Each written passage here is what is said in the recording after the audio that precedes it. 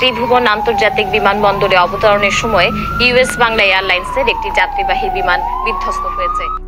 আজকের ভিডিওতে আমরা জানবো ইউএস বাংলা ফ্লাইট 211 এর মর্মান্তিক কাহিনী।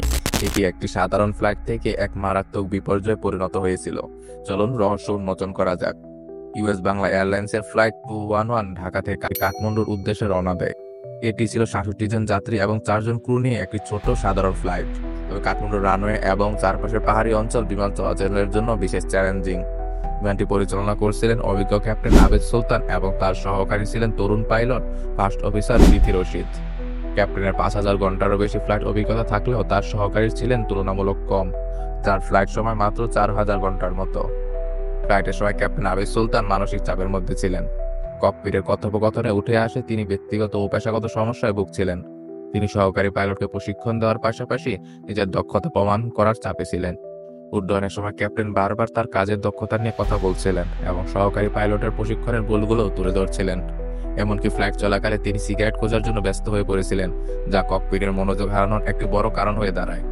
কাঠমান্ডু বিমানবন্দরে পৌঁছানোর সময় বিমানটিকে রানওয়ে 02 এ অবতরণের নির্দেশ দেওয়া হয়, কিন্তু ভুল নেভিগেশন এবং কম্পিউটার প্রোগ্রামিং এর কারণে বিমানটি তার সঠিক পথ হারিয়ে ফেলে। এয়ার ট্রাফিক কন্ট্রোল বারবার নির্দেশনা দিলেও ক্যাপ্টেন তার ভুল বুঝতে পারেনি। তিনি একবার রানওয়ে 20 এ নেমে পড়তে চেয়েছিলেন, যা সম্পূর্ণ ভুল দিক ছিল। পাইলটরা রানওয়ের অবস্থান নিয়ে বিভ্রান্ত ছিলেন। বিমানের অবস্থান ঠিক করতে গিয়ে তারা আরো নিচে নেমে আসে, যা দুর্ঘটনার ঝুঁকি বাড়িয়ে দেয়। বিমানটি রানওয়ে মিস করে। শেষ মুহূর্তে ক্যাপ্টেন বিমানের দিক ঠিক করতে চেষ্টা করেন, কিন্তু ততক্ষণ বিমানের উচ্চতা অনেক কমে গিয়েছিল। বিমানটি রানওয়ের একপাশে পড়ে গিয়ে আগুন লেগে যায়। উদ্ধারকারীদের পথে ঘটনাস্থলে পৌঁছানোর সময় তারা ভেবেছিলেন কেউ বেঁচে নেই। ৬৭ জন যাত্রীর মধ্যে ৪৯ জন নিহত হন এবং বাকিরা গুরুতর আহত হয়। তদন্ত শুরু হয় এবং উঠে আসে এক চাঞ্চল্যকর তথ্য। ক্যাপ্টেন আবিদ সুলতান মানসিকভাবে বিপর্যস্ত ছিলেন। তিনি অতীতের কিছু ঘটনার কারণে আত্মবিশ্বাস হারিয়েছিলেন এবং সহকারী পাইলটের সামনে নিজের যোগ্যতা প্রমাণ করার চেষ্টা করছিলেন। তদন্তকারীরা বলেন ক্যাপ্টেনের ক্লান্তি এবং মানসিক চাপ তাকে ভুল সিদ্ধান্ত নিতে বাধ্য করেছে। এছাড়াও ফ্লাইট চলাকালে তার ধূমপানের মতো গাফিলতি পরিস্থিতিকে আরো খারাপ করেছে। ডাটা রেকর্ড ও ককপিটের ভয়েস রেকর্ডিং বিশ্লেষণ করে দেখা যায় বিমানটির কোনো যান্ত্রিক ত্রুটি ছিল না। এটি পুরোপুরি মানবিক ভুলের কারণে ঘটেছে।